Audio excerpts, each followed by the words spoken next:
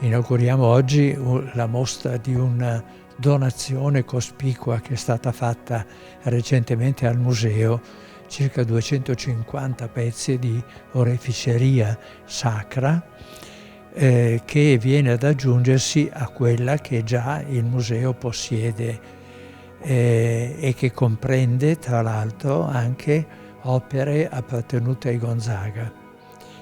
Quella di oggi si presenta come una serie magnifica, preziosa, frutto di un'abilità artigiana squisita, ed è una mostra che si protrarrà fino alla prossima Epifania.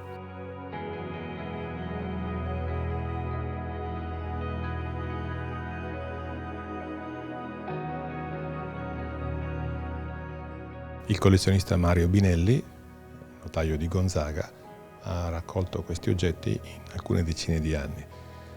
Una delle parti più importanti è sicuramente afferente alle paci, tra cui una pace che ha un unico esemplare identico al Louvre. Altre sono di una grande rarità, tant'è vero che nei vari studi dal Novecento a oggi non sono repertoriate. Quindi si dimostra un acume e un'intelligenza notevole nell'avere collezionato cose che, anche se non sono d'argento o di metalli preziosi, sono comunque notevoli a livello sia iconografico che storico e artistico. La mostra va con oggetti da circa l'VIII secolo, un encolpion bizantino, e arriva fino agli inizi dell'Ottocento sicuramente. Ci sono alcuni pezzi che non abbiamo una sicurezza.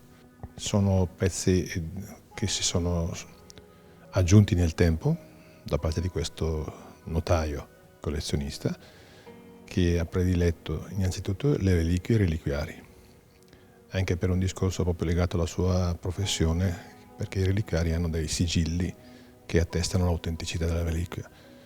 Poi man mano ha aggiunto altri pezzi di oreficeria, anche alcune cose veramente notevoli a livello medievale, che sono anche molto rare a livello nazionale.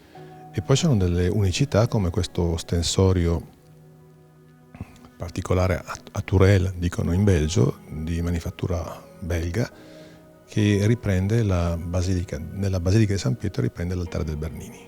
Ci sono diversi oggetti in argento del 5 ma soprattutto del 600, di area napoletana ma anche di area veneta, che sono dei piccoli capolavori, perché sono delle microarchitetture dove soprattutto il barocco o il tardo rinascimento e il manierismo ha creato delle cose veramente notevoli, sia come immagini ma sia come tecnica di sbalzo e diffusione.